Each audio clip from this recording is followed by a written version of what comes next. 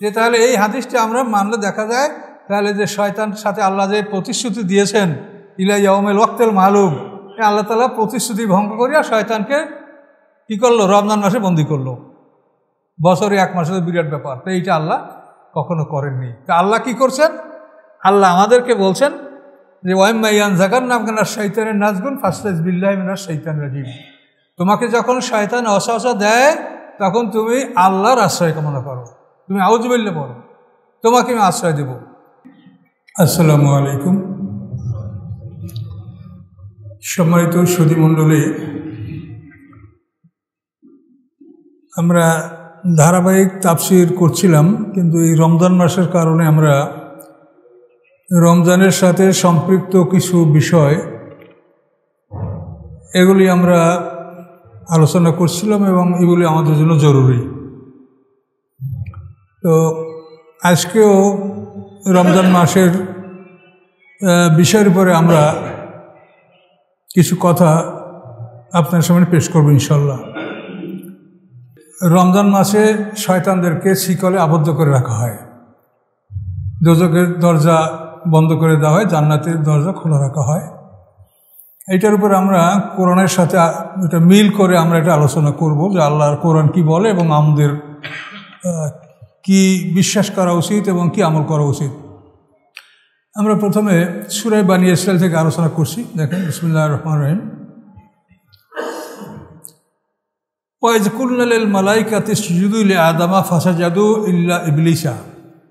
আল্লাহ বলেন, স্মরণীয় ঘটনা, যখন আমি ফেরেশতাদেরকে বলেছিলাম যে আদমের সম্মানে তোমরা সেজদা করো, ফাসাজাদু, তারা সবাই সেজদা করলো, ইল্লা ইবলিসা, ইবলিস ব্যতীত। কলা, সে বলল, আসজুদু লিমা খালাকতা তিনা, আমি কি ওই আদমকে সিজদা করব যাকে আপনি মাটি দ্বারা সৃষ্টি করেছেন? প্রশ্ন। আরও বলে শয়তান, দেখেন কত উদ্যত, কলা আরাইতাকা, আপনি কি মনে করেন, হাযাল্লাযী কাররামতা আলাইয়া, এই আদমকে আপনি আমার উপরে সম্মানিত করেছেন? কথাগুলো ভাবটা কি শয়তানের। লায়ন আখারতেনা ইলা ইয়াউমিল কিয়ামা, যদি আপনি আমাকে কিয়ামত পর্যন্ত অবকাশ দেন, লা আহতানি কুল্লা যুররিয়াতাহু, তো অবশ্যই আমি তার সকল সন্তানদেরকে আমি নিজে দখলে নিয়ে নেব, আমার আয়ত্তে নিয়ে নেব, ইল্লা কালিলা, সামান্য সংখ্যক ব্যতীত। এভাবে শয়তান যখন আল্লাহর সাথে বেয়াদবের মতো এই কথাগুলো বলল, তখন আল্লাহ কি বললেন, কলা আযহাব, আল্লাহ বলেন, যাও, তুমি বের হও, চলো। ফামানিত্তাবাআকা মিনহুম, আদম সন্তানদের মধ্যে হতে যারা তোমার আনুগত্য করবে, ফাইন্না জাহান্নামা জাযাউকুম জাযা মাগফুরা, নিশ্চয়ই জাহান্নাম জাযাউকুম, তোমাদের শাস্তি, জাযা মাগফুরা, এবং পরিপূর্ণ শাস্তি। আল্লাহ ঘোষণা করে দিলেন যে আদম সন্তানদের মধ্যে হতে যারা তোমার অনুকরণ করবে, জাহান্নাম তাদের জন্য শাস্তি এবং জাযা মাগফুরা, পরিপূর্ণ শাস্তি। এটা আল্লাহ ঘোষণা করে দিলেন। আরও বললেন, ওয়াস্তাফসিস মানিস্তাতা মিনহুম বিসাউতিকা, ইস্তাফাজ জামানি, বিচ্ছিন্ন করা। তো আল্লাহ বলেন, তুমি যাদেরকে পারো তুমি সিরাতাল মুস্তাকিম থেকে বিচ্ছিন্ন করো, মিনহুম, আদম সন্তানদের মধ্যে হতে, বিসাউতিকা, তোমার ডাকের মাধ্যমে, তোমার আহ্বানের মাধ্যমে। এই কথাগুলি সরাসরি আমরা কোরআন থেকে, আল্লাহর কালাম থেকে কথাগুলি আমরা শুনলাম যে শয়তান আল্লাহর সাথে এভাবে বেয়াদবি করেছে। আচ্ছা, এরপরে আরও আমরা কোরআন থেকে আরও শয়তান সম্পর্কে ডাইরেক্ট কোরআন থেকে কিছু কথাবার্তা শুনব।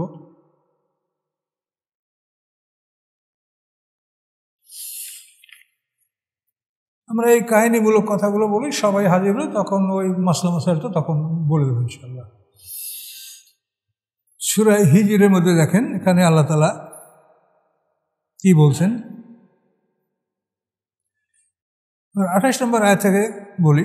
আল্লাহ বলেন, ফায়জা সাওয়াইতুহু ওয়া নাফাখতু ফীহি মির রূহি, আমি যখন আদম আলাইহিস সালামকে ঠিকঠাক করে বানালাম এবং তার মধ্যে আমি রূহ ফুঁকে দিলাম আমার পক্ষ থেকে, ফাকাউ লাহু সাজিদিন, তারা সবাই আদমের সম্মানে সেজদায় লুটিয়ে পড়ল। ফাসাজাদাল মালাইকাতু কুল্লুহুম আজমাউন, সমস্ত ফেরেশতারাই সেজদা করল ইল্লা ইবলিসা, ইবলিস ব্যতীত। আবা, সে অস্বীকার করলো আইয়াকুনা মা সাজিদিন, যে সেজদাকারীদের অন্তর্ভুক্ত হবে এটা সে অস্বীকার করল। আল্লাহ বললেন কমাই দেন, ক্বালা ইয়া ইবলিসু, আল্লাহ বললেন হে ইবলিস, মালাকা, তোমার কি হয়েছে, আল্লাহ তাকুনা মা সাজিদিন, যে তুমি সেজদাকারীদের অন্তর্ভুক্ত হলে না। ক্বালা, ইবলিস বলল, লাম আকুন লে আসুদা লে বাশারেন, আমি হব না সেজদাকারী এমন একটা মানুষকে, খলাকতাহু মিন সলসালিম মিন হামাইম মাসনুন, যাকে আপনি কিশোর কাদা থেকে সংগৃহীত ঠনঠনে মাটি দ্বারা সৃষ্টি করেছেন। এভাবে শয়তান জবাব দিল। ক্বালা ফাখরুজ মিন্না, আল্লাহ বললেন তুমি এখান থেকে বের হও, তুমি যে জান্নাতে আসো ফেরেশতাদের সাথে আসো, এখান থেকে বের হও। ইন্নাকা রাজিম, নিশ্চয়ই তুমি অভিশপ্ত। ওয়ান্না আলাইকাল লানাত, এবং তোমার উপরে অভিশাপ, ইলা ইয়াউমিদ্দিন, বিচার দিন পর্যন্ত। এভাবে আল্লাহ বললেন তোমার উপর অভিশাপ হে শয়তান বিচার দিন পর্যন্ত। ক্বালা রাব্বি, তখন শয়তান বলল, আনজিরনি ইলা ইয়াউমি ইউবআসুন, হে আল্লাহ পুনরুত্থান দিবস পর্যন্ত আপনি আমাকে অবকাশ দিন। ইউবাসুন পুনরুত্থান, দ্বিতীয় সিংহের ফুৎকার, এ পর্যন্ত আমাকে আপনি সময় দিন।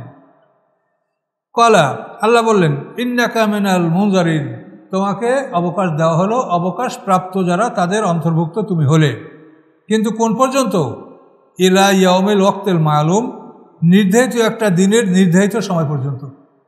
এটা হলো প্রথম সিংহার ফুৎকার যেদিন শুরু হবে, এই সিংহার ফুৎকারের দিন পর্যন্ত শয়তানের হায়াত আল্লাহ মঞ্জুর করলেন। ও চাইছিল দ্বিতীয় সিংহার ফুৎকার, তো দ্বিতীয় সিংহার ফুৎকার পর্যন্ত তাকে সময় দিলে তাহলে মৌয়াতের যাতনা আর তার ভোগ করতে হতো না, এটাও দাবি করছিল। কিন্তু আল্লাহ বললেন না, আমি তোমাকে সময় দিব এলা ইয়াউমিল ওয়াক্তিল মালুম, একটা নির্ধারিত দিনের নির্ধারিত সময় পর্যন্ত, অর্থাৎ সিংহার প্রথম ফুৎকার শুরু হওয়া পর্যন্ত তোমাকে আমি সময় দেব। সিংহার ফুৎকার শুরু হবে, শয়তানের মৃত্যুর যাতনা শুরু হবে। সিংহার ফুৎকার শেষ হবে, তখন শয়তানের মৃত্যু হবে। এখন আল্লাহ তাআলা শয়তানকে প্রথম সিংহার ফুৎকার পর্যন্ত সময় দান করছেন। দান করার পরে এখন শয়তান বলে কি দেখেন, ক্বালা রব্বি, হে আমার রব, বিমা আগওয়াইতানি, যে কারণে আপনি আমাকে বিপদগামী করেছেন, না উযায়্যিনান্না লাহুম ফিল আরদ, আমি এই পৃথিবীকে তাদের জন্য সাজিয়ে রাখবো, ওয়ালা উগবিয়ান্নাহুম আজমাইন, এবং আমি তাদের সবাইকে বিপদগামী করবো, ইল্লা ইবাদাকা মিনহুল মুখলাসিন, আপনার মুখলাস বান্দা ছাড়া, সৃষ্টিগতভাবে যারা মুখলাস নবী রাসূল পয়গম্বর, তাদের ছাড়া আমি সবাইকে বিপদগামী করব, এটা শয়তান ঘোষণা করলো। তো এখন এই যে কোরআন থেকে আমরা কথাগুলো বলছি, এর সারমর্মটা আমি আপনাদেরকে শেষে বলছি, তাহলে আপনারা বুঝতে পারবেন যে এই কথাগুলা কেন বলা হচ্ছে। আর একটা সূরা থেকে আপনাদেরকে বলছি।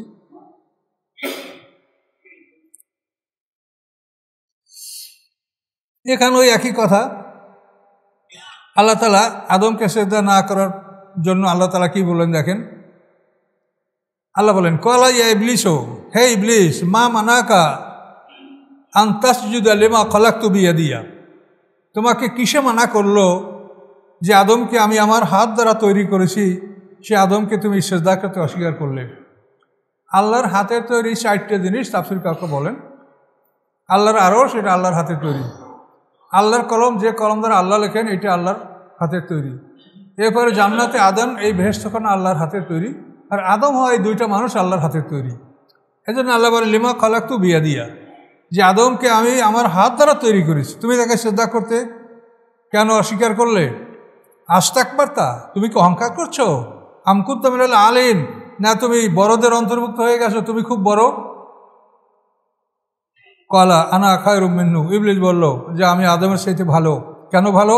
খালাকতানি মিন নার ওয়া খালাকতাহু মিন তিন, আপনি আমাকে আগুন দ্বারা সৃষ্টি করেছেন এবং তাকে আপনি মাটি দ্বারা সৃষ্টি করেছেন। ক্বালা, আল্লাহ বললেন ফাখরুজ, তুমি বের হও মিন্না, এই জান্নাত থেকে, ফাইন্নাকা রাজিম, তুমি অভিশপ্ত। ওয়াইন্না আলাইকা লানাতি ইলা ইয়াউমিদ্দিন, এবং নিশ্চয়ই তোমার উপরে আমার লানাত, অভিশাপ বিচার দিন পর্যন্ত। ক্বালা রব্বি, শয়তান বলল হে আমার রব, ফাআনজিরনি ইলা ইয়াউমি ইউবআসুন, হে রব আমাকে পুনরুত্থান জীবন পর্যন্ত আপনি সময় দেন।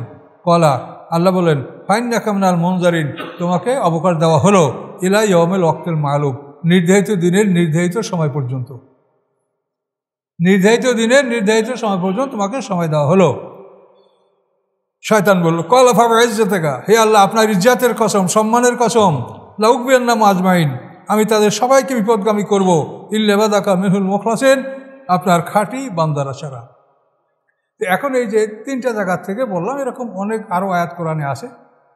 এখানে আপনারা একটা দিন নিশ্চিত হইলেন যে শয়তান আল্লাহর কাছে অবকাশ চেয়েছে দ্বিতীয় সিঙ্গার ফুৎকার পর্যন্ত, কিন্তু আল্লাহ তাকে অবকাশ দিয়েছেন প্রথম সিঙ্গার ফুৎকার পর্যন্ত। তাহলে এটা আল্লাহর প্রতিশ্রুতি, তাকে আল্লাহ অবকাশ দিয়েছেন। এখন আল্লাহ তাআলা তাকে অবকাশ দিয়েছেন প্রথম সিঙ্গার ফুৎকার পর্যন্ত। এখন আল্লাহ তাআলা তাকে এই অবকাশ দিয়া ছুটি দিয়া তার ছুটি কি আবার আল্লাহ তাআলা ক্যান্সেল করবেন? এইখানে হলো কথাটা, যে আপনি কোরআন থেকে দেখলেন যে আল্লাহ তাআলা বললেন যে তোমাকে আমি ওই পর্যন্ত অবকাশ দিয়েছি, তো অবকাশ দেওয়ার পরে কি আল্লাহ তাআলা তার এই ছুটি, এই মঞ্জুর এটা কি ক্যান্সেল করবেন? কারোর জন্য করেন এটা আল্লাহ তাআলা? কখনোই না। আপনি কোরআন শরীফে মানে শতবার এই কথাটা আসছে। কাফেররা বলে এই নবী আপনি যদি সত্যবাদী হয়ে থাকেন তা আমাদেরকে ভয় দেখান, সেইটি আপনি নিয়ে আসেন, কিয়ামত শাস্তি নিয়ে আসেন। কিন্তু আল্লাহ জবাব দিয়েছেন কি, যে প্রত্যেকটা কাজের জন্য আমার একটা নির্ধারিত সময় আছে, ওটা আমার লেখা আছে, আমি এইটা লঙ্ঘন করব না। এটা যদি লেখা না থাকতো তাই তোমরা শাস্তি চাচ্ছ, আমি এখনই এটা নিয়ে আসতাম, কিন্তু আমার এটা আমি আগে লিখে রেখেছি, লেখা আছে, কাজে এটা আমি লঙ্ঘন করব না। আল্লাহ তাআলা তার ওয়াদা ভঙ্গ করেন না, এটা সত্য কিনা বলেন? কারোর সাথে না। এখন আল্লাহ তাআলা শয়তানকে ছুটি দিয়ে এই শয়তানের ছুটি ক্যান্সেল করছেন রমজান মাসে। কথাটা হলো এখানে, আপনারা তো বলেন যে এই যে হাদিসের বিষয়টা, এখন আপনি নিজের বিবেকের প্রশ্ন করেন যে তাহলে এই হাদিসটা আমরা মানলে দেখা যায় তাহলে যে শয়তানের সাথে আল্লাহ যে প্রতিশ্রুতি দিয়েছেন ইলা ইয়াউমিল ওয়াক্তিল মালুম, আল্লাহ তাআলা প্রতিশ্রুতি ভঙ্গ করিয়া শয়তানকে কী করলো? রমজান মাসে বন্দী করলো। বছরে এক মাসে বিরাট ব্যাপার, তো এইটা আল্লাহ কখনো করেননি। তা আল্লাহ কি করছেন? আল্লাহ আমাদেরকে বলছেন যে ওয়াইম্মা ইয়ানজাগান্নাকা শাইতানুন নাজগুন ফাস্তাইজ বিল্লাহি মিনাশ শাইতানির রাজিম, তোমাকে যখন শয়তান ওয়াসওয়াসা দেয় তখন তুমি আল্লাহর আশ্রয় কামনা করো, তুমি আউযু বিল্লাহ পড়ো, তোমাকে আমি আশ্রয় দেব। ইন্নাহু লাইসা লাহু সুলতানুন আলাল্লাযিনা আমানু ওয়া আলা রাব্বিহিম ইয়াতাওয়াক্কালুন, নিশ্চয়ই যারা ঈমান আনে এবং আল্লাহর উপর তাওয়াক্কুল করে তাদের উপরে শয়তানের কোনো কর্তৃত্ব চলে না। কোরআনের কথা পরিষ্কার। কাজেই শয়তানকে আল্লাহ বাইন্ধে রাখবে না, শয়তানের জন্য প্রতিরক্ষা ব্যবস্থা আপনাকে আল্লাহ দিয়ে দিয়েছেন। আপনি ঈমান এবং তাওয়াক্কুল এবং ওয়াসওয়াসা আসে আল্লাহর কাছে আশ্রয় কামনা করবেন, আল্লাহ আপনাকে আশ্রয় দিবেন। কিন্তু শয়তানকে বেঁধে রাখার কথা, এটা কোরআনের সাথে এটা সম্পূর্ণ সাংঘর্ষিক। এই জন্য যে হাদিসগুলি গবেষণা করলে কোরআনের সাথে সাংঘর্ষিক প্রমাণিত হয়, আমরা সেগুলিই বলি। আপনারাও মানুষ, আপনাদেরও জ্ঞান বুদ্ধি আছে, আমার কথাই শুনবেন তা না, আপনারাও দেখেন যে আসলে বিষয়টা কি। এই জন্য এইসব বিষয়গুলো গবেষণা করতে হবে। অতি পরিতাপের বিষয় যে আমরা সমাজে যে ইসলামের একটা অবকাঠামো পাচ্ছি, এটা হাদিস ভিত্তিক, হাদিস উপরে ঢালাই করা, কিন্তু কোরআনের উপরে ঢালাই করা না। আমরা যখন এটা কোরআনের সাথে তুলনা করি, কন্ট্রাস্ট করি, তখনই দেখা যায় যে এই বিষয়টা ফুটে আসে। আমাদের জীবনেও আমরা এখন যে আলেমরা যে ওয়াজ করে ওই রকম ওয়াজ আমরাও করেছি আজীবন, কিন্তু ধীরে ধীরে আমাদের কথা, আমাদের গবেষণা, তা আপনারা জানেন আমি চাকরি সারি দিয়ে তারপরে এই যে গবেষণা শুরু করছি কোরআন নিয়ে, এটা করলে যে জিনিসগুলো স্পষ্ট কোরআনের সাথে সাংঘর্ষিক সেটা আপনাদেরকে বলি, এবং এটা বলা আমাদের জন্য কর্তব্য। তার কারণ এটা আমাদের উপর আল্লাহ ফরজ করে দিয়েছেন এই কোরআন সঠিকভাবে প্রচার করা। তো এই জন্য এই বিষয়গুলি আপনাদের সামনে তুলে ধরা হলো যে শয়তানকে আল্লাহ বেঁধে রাখবেন না। আল্লাহর প্রতিশ্রুতি যে ইলা ইয়াউমিল ওয়াক্তিল মালুম, নির্ধারিত দিনে নির্ধারিত সময় পর্যন্ত তাকে অবকাশ দেওয়া হয়েছে, আল্লাহ তাআলা তার ওয়াদা ভঙ্গ করবেন না। কারণ এই জন্য এই বিষয়গুলিতে সমস্যার সৃষ্টি হয়। আর আমাদের শয়তানকে সৃষ্টি করা এটা আমাদের জন্য কিন্তু নেয়ামত। নেয়ামত কেন? এই শয়তান থাকার কারণে দৈনিক শতবার আমরা আল্লাহর কাছে দোয়া করি, করি কিনা? যখনই ওয়াসওয়াসা আসে তখনই আমরা আল্লাহর কাছে দোয়া করি। এই যদি শয়তান না থাকতো আর ওয়াসওয়াসা না আসতো তাহলে তো আমরা এই দোয়াগুলি করতাম না, আল্লাহর আশ্রয় কামনা করতাম না। কাজেই শয়তান একদিকে যেমন ক্ষতিকর, বেঈমানদের জন্য আর মুমিনদের জন্য তেমন এটা উপকারী, যে শয়তানের কারণে আমরা বহুবার আল্লাহর কাছে আশ্রয় কামনা করি, আল্লাহর কাছে প্রার্থনা করি, এবং আমরা বহু দোয়া কালাম পড়ি। ঘুমাবার সময় আমরা ঘুমাই না শয়তানকে ঠেকাবার জন্য, আমাদের দোয়া কালাম না পড়ি আমরা কি, এর শয়তান না থাকলে তো এই চেতনা আমাদের মধ্যে আসতো না, আমরা দোয়াগুলো করতাম না। কাজে এই জন্য এইসব বিষয়গুলি আপনারা লক্ষ্য রাখেন।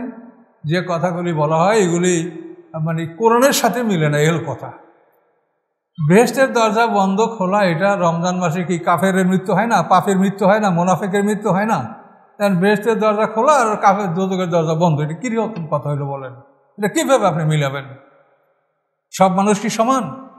কাজে এই জন্য এই কথাগুলি যেগুলি কোরআনের সাথে মিলে না, আকলের সাথে মিলে না, এই কথাগুলি আপনারা সতর্কতার সহিত এগুলি ব্যবহার করবেন, এবং সবাই চেষ্টা করবেন যে আমরা আগে কোরআন থেকে বিষয়টা জানার চেষ্টা করি যে আল্লাহর কোরআনে কি বলেছেন, তারপরে আমরা অন্য যদি যেখানে কোরআন থেকে আমরা জিনিসটা স্পষ্ট যদি ফয়সালা না পাই বা বুঝতে না পারি, তখন আমরা রাসূলের কথা, হাদিস, সাহাবায়ে কেরামদের, সিনিয়র সাহাবীদের কথা, এগুলি আমরা অনুসন্ধান করব এবং আমরা সমাধান ইনশাআল্লাহ বের করব। তো এই জন্য এই বিষয়টা যেহেতু রমজানের সাথে সম্পৃক্ত, এই জন্য এই বিষয়টা আপনাদের সামনে তুলে ধরা হলো। তো এরপরে আমাদের আজকের অন্য বিষয় হলো সাদাকাতুল ফিতর। এই সাদাকাতুল ফিতর, সাদাকা শব্দের অর্থ দান, আর ফিতির শব্দের অর্থ হলো নাস্তা।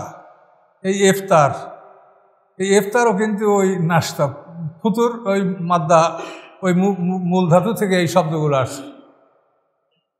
তো সাদাকাতুল ফিতর হচ্ছে নাস্তার জন্য দান, অর্থাৎ ঈদের দিনে কিছু মিষ্টি মুখ করে ঈদের মাঠে যাওয়া, এটা একটা সুন্নাত, এবং এটা সবারই কাম্য। ঈদের মাঠে ধনী দরিদ্র সবাই আমরা হাজির হব। কাজে আজকে ধনীদের মুখে মিষ্টির স্বাদ থাকবে আর গরিবদের মুখে থাকবে না। এই জন্য আল্লাহ তাআলা একটা ব্যবস্থা করেছেন সাদাকাতুল ফিতর, যে নাস্তার জন্য একটা দান। এটা ধনীদের উপরে আল্লাহ ওয়াজিব করেছেন। এটা পরিমাণ হলো নিসফি সা, 1 সায়ের অর্ধেক। সা হলো 3.5 এটা আরব দেশের একটা পাত্রের মাপ।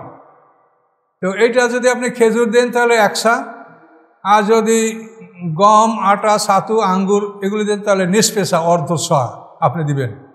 তো আরব দেশে আটা গমের সাথে খেজুরের দাম কম, এই জন্য আটা, গম, ছাতু এগুলো নিসফে সা, আর খাজুর দিলে 1 সা। তো এটা আমাদের উলামায়ে কেরাম নিয়ে বহু চিন্তা গবেষণা, এবং এটা নিয়ে আমাদের শরিয়াতে বহু ঘাটাঘাটি করে হিসাব করে বের করা হয়েছে। নিসফে সা হলো 1/12 শতক। এই পরিমাণ আটা, গম, ছাতু, আঙ্গুর আপনি দিতে পারেন। এবং যাদের উপরে জাকাত ফরজ তাদের সকলের উপরে সাদাকাতুল ফিতর ফরজ, এটা আপনার একসঙ্গে পেয়ে গেলেন। যাদের উপরে জাকাত ফরজ তাদের সবার উপরে সাদাকাতুল ফিতর দেওয়া ফরজ, কিন্তু একটু ব্যবধান আছে, যে জাকাতের জন্য আপনার কাছে টাকা আছে কিন্তু 1 বছর পূর্তি না হওয়া পর্যন্ত জাকাত ফরজ হবে না। কিন্তু সাদাকাতুল ফিতর যদি ঈদের দিন আপনাকে ওই পরিমাণ টাকা থাকে, যে পরিমাণ টাকা থাকলে একটা মানুষের জাকাত ওয়াজিব হয়, তাহলে ও টাকাটা বছর ঘুরে নেয়, ওর সময় পার হয় নেয়, ঈদের দিন যদি এটার মালিক হন তাহলে আপনি সাদাকাতুল ফিতর দিবেন। আপনার যেগুলো বলা হয়েছে যে জাকাতের নমু, অর্থাৎ বর্ধন শক্তি যেগুলো নাই, আপনার এক্সট্রা বাড়ি আছে, এক্সট্রা গাড়ি আছে, কিন্তু এগুলোর বর্ধন শক্তি নাই, এগুলো জাকাত হবে না। এদের এরকম থাকলে তার সাদাকাতুল ফিতর হবে। সাদাকাতুল ফিতর, ফিতরার দান, এটা আপনাকে দিতে। তো এটা এই রমজান মাসের শেষ রমজানের দিন, যেদিন ঈদের দিনের শবে সাদেকের পূর্ব পর্যন্ত যারা আসে এই তারা সবাই এই সাদাকাতুল ফিতর দিবে। শবে সাদেকের পর যদি কোনো শিশু জন্মগ্রহণ করে তা তার উপরে সাদাকাতুল ফিতর ওয়াজিব হবে না। এটা দেবে প্রত্যেকটা মানুষ তার নিজের পক্ষ থেকে এবং নাবালেগ বাচ্চাদের পক্ষ থেকে। সন্তান যদি বালেগ হয় তাহলে তাদের দায়িত্ব তাদের উপরে। স্ত্রীর সাদাকাতুল ফিতর, স্ত্রী যদি তার সম্পদ থাকে তা সে দিবে। আর যদি আপনারা কেউ সন্তানদের পক্ষ থেকে আদায় করে সওয়াবের জন্য, এটা সওয়াব হবে। স্ত্রীটা যদি আপনি আদায় করে দেন তো সওয়াব হবে, কিন্তু যার সম্পদ থেকে সে দিলে সওয়াব তার বেশি হবে। মহিলারা মনে করে যে আমার এই স্বর্ণের অলংকার, এটা যদি আমার স্বামী জাকাত দিয়ে দেয় তো আমার অলংকারটা ঠিক থাকলো, কিন্তু এটা ঠিকই, কিন্তু সবটা তো আপনার কমলো। আপনি যদি নিজের সম্পদ থেকে দান করেন তো আপনি তো সবটা বেশি পেতেন। এই জন্য যার মাল সেই যদি দান করে তাহলে বেশি সব পাওয়া যাবে।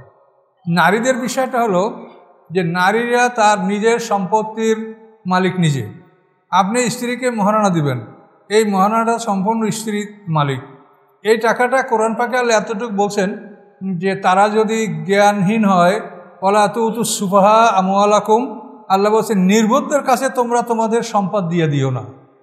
নির্বোধ সে বুঝবে না, সম্পদটা নষ্ট করে ফেলবে, তাহলে তার সম্পদটা তুমি রেখে তুমি যাতে হেফাজতে থাকে, সম্পদটা বাড়ে, এটা করে দাও।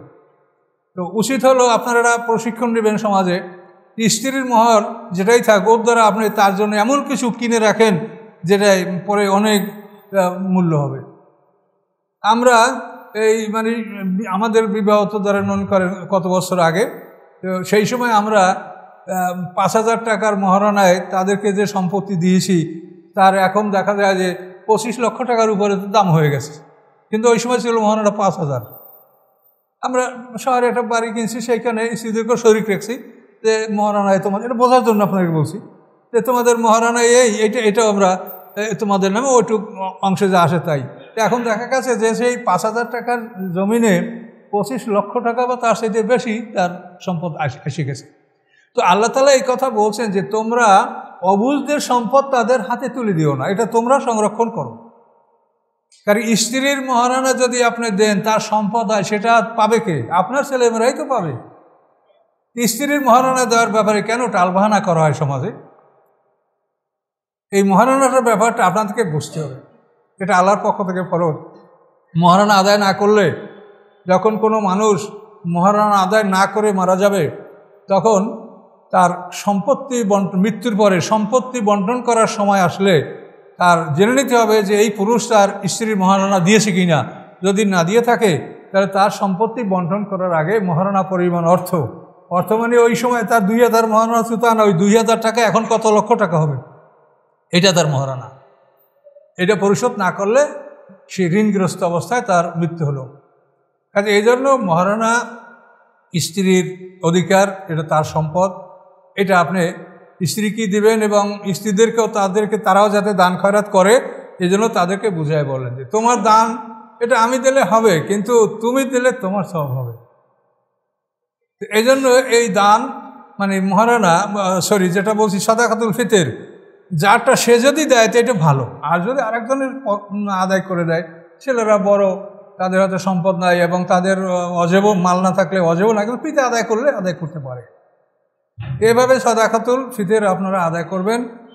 আর এই সাদাকাতুল ফিতর কী দিয়ে আদায় করবেন এ নিয়ে সমাজে মতভেদ, এগুলি তো মতভেদের বিষয় নয়। এখানে যে অঞ্চলে পৃথিবীতে যেখানে এই মশলাটা শুরু হয়েছে, আরব দেশ, সেখানে যে বাজারে প্রধান পণ্যগুলি ছিল সেইগুলির কথাই বলা আছে কেতাবে। কিন্তু ইমামরা বলেন যে এমন জিনিস দ্বারা আপনি এই দানটা করেন যাতে করে ওই অর্থ দিয়ে আসে যে কোনো বাজারে যে কোনো জায়গায় ইচ্ছামতো সে বেচা কেনা করতে পারে, এইটা দেওয়া মুস্তাহাব, এটা ইমামরা বলেছে। আপনি একটা লোককে দিলেন গম বা আটা বা ছাতু, এখন তার লাগবে সেমাই, চিনি, দুধ, এখন এইটা সে কখন বেচবে, কোথায় বেচবে, সে ঘুরে কি সাদকাতুল ফিতর আদায় করবে না, এই পণ্যটা কে তার থেকে কিনবে, এটা ঝামেলা হয়ে যাচ্ছে। কাজে এই জন্য যে বস্তু দ্বারা সে যেখানে সেখানে যাই সে তাই খরিদ করতে পারে, এমন মুদ্রার মাধ্যমে জাকাত দেওয়াও ভালো, সাদাকাতুল ফিতর দেওয়াও ভালো। জাকাতের মধ্যে আমরা অনেকটা জিনিস যেগুলো আমাদের চিন্তা করা উচিত, সেটা হলো অনেকে আমাদের মধ্যে মনে করেন যে আমার 5 লক্ষ টাকা জাকাত হয়েছে, আমি 5 লক্ষ টাকা না দিয়ে 5 লক্ষ টাকার শাড়ি লুঙ্গি আমি কিনে আমি জাকাত দিব। এটা দিতে পারেন, দিলে যে আদায় হবে না তা না, আদায় হবে। কিন্তু এটা সমস্যা হয় কি জানেন? সমস্যাটা হলো যে অপরের সম্পদ আপনি তার অনুমতি ছাড়া ব্যয় করেছেন। আপনি যদি শাড়ি লুঙ্গি কিনে জাকাত দেন, আপনার টাকা হিসাব করে কিনছেন, দিয়ে দেবেন, হবে। কিন্তু এখানে সমস্যাটা কি হলো যে আপনি অপরের টাকা অনুমতি ছাড়া আপনি ব্যয় করলেন। আপনার কাছে যে জাকাতের টাকা সেটার মালিক তো আপনি না, সে তো ফকির মিসকিন। কাজে তাদের টাকা আপনি তাদের অনুমতি ছাড়া আপনি ব্যয় করবেন কেন? তাদের টাকা দিয়ে দেন, তো ওরা যা কেনার তাই কিনবে, না কেনার নাই কিনবে। কিন্তু আপনি যদি কিনে একটা পণ্য দেন তো সে তো নিতে বাধ্য থাকবে। কিন্তু এখানে আপনার এতটুকু ত্রুটি হচ্ছে যে আপনি অপরের টাকা তার অনুমতি ছাড়া আপনি ব্যয় করছেন। কাজে এটা না করা ভালো। এগুলো বুঝে শুনে আমাদের কাজ করতে হবে। আর এইসব বিষয় নিয়ে সমাজে আলেমদের তর্ক বিতর্ক, এটা খুবই দুঃখজনক। তার কারণ এইগুলি সামান্য ব্যাপার, এগুলি নিয়ে তর্কের কোনো বিষয় না। তর্কের বিষয়, আমাদের চিন্তার বিষয় হলো যে আল্লাহ তাআলা আমাদের ব্যাপারে যেগুলো বলে রেখেছেন, কুলিয়া হালাল কিতাবে লাস্তু আলা শাই হাত্তা তুকিমুত তাওরাতা ওয়াল ইনজিলা ওয়া উনজিলা ইলাইকুম মির রাব্বিকুম। কি ঘোষণা আল্লাহ? হে রাসূল, আপনি বলেন, ও আহলে কিতাব, লাস্তু আলা শাই, তোমাদের কোনো ভিত্তি নাই, তোমরা জিরো, তোমরা শূন্য, তোমাদের কোনো ভিত্তি নাই। হাত্তা তুকিমুত তাওরাতা ইনজিলা ওয়া উনজিলা ইলাইকুম মির রাব্বিকুম, যতক্ষণ পর্যন্ত ইহুদি সমাজ তাওরাত কিতাব প্রতিষ্ঠা না করো, তোমরা ইহুদি খ্রিস্টান মিলে ইনজিল কিতাব প্রতিষ্ঠা না করো, এবং এই দুইটি কিতাবের সময় শেষ হয়ে পারে, তোমরা ইহুদি খ্রিস্টান মুসলমান তিন জাতি তোমরা মিলে আসমানি কিতাব কোরআনকে প্রতিষ্ঠা না করো, ততক্ষণ পর্যন্ত তোমরা কি লাস্তুম আলা শাই, তোমাদের কোনো ভিত্তি নাই। এত বড় কঠিন কথা আল্লাহ বলেছেন, এগুলি নিয়ে আমাদের কোনো চিন্তা ভাবনা নাই। আমাদের চিন্তা ভাবনা হলো কি, এই গম দিয়েই দিতে হবে সৎকা, তা নাহলে সৎকা পেতের হবে না। এই আলেমদের সবই সব এতজন আলেমের রায়, কেন আলেমরা এগুলি রায় দেওয়ার জন্য খুব ব্যস্ত হয়ে থাকে। তারাবি কয় রাকাত, নফল নামাজ কোনটা কী পড়তে হবে, এগুলি নিয়েই ব্যস্ত। কিন্তু আসলে আমাদের যে ফরজগুলি, আজকে পৃথিবীর অবস্থাটা দেখেন, পৃথিবীর জুলুম অত্যাচারের অবস্থাটা দেখেন যে কি জুলুম অত্যাচার হচ্ছে। আপনি চিন্তা করেন, মানুষ যদি খাবার পানিটা তার না পায়, এই কষ্টের দিনে খাবার পানি নাই, খাদ্য সরবরাহ বন্ধ, কিভাবে জুলুম মানুষ বের করছে। অথচ সারা পৃথিবীর সম্পদ, এই সম্পদের 3/1 সম্পদ মুসলমানদের দখলে। মুসলমানরা জনসংখ্যায় 4/1, কিন্তু সম্পদ আছে তাদের কাছে 3/1। তাহলে যে সম্পদ মাথাপিছু গড়, সেই হিসেবে মুসলমানদের কাছে সম্পদ বেশি।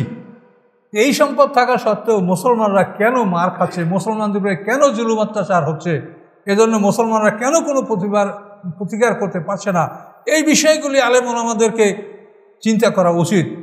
এবং কিছু করতে না পারলেও একটা পরিকল্পনা বা চিন্তা ভাবনা করতে পারলে হয়তো আল্লাহ মদতও করতে পারে, কিন্তু এই চিন্তাগুলোই আমাদের মাথায় নাই।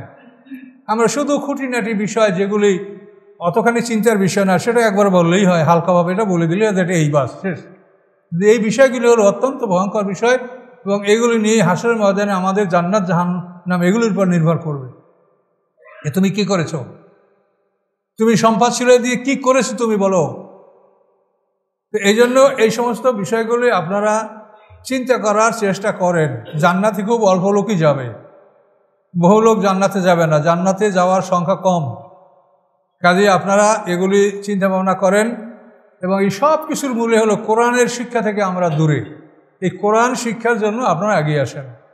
আমরা অনেক কষ্ট করে, অনেক সাধনা করে কোরআনের তাফসীর লিখেছি, রাসূলের জীবনী বই লিখেছি, এগুলো আপনারা পড়ে দেখেন, যেটা পড়বেন সেইটাই আপনাকে পড়তে ইচ্ছা করবে ইনশাল্লাহ, নিঃসন্দেহ। আমি নিজে যখন পড়ি তখন আমার পড়তে ইচ্ছে করে, আপনাদের ইচ্ছে করবে।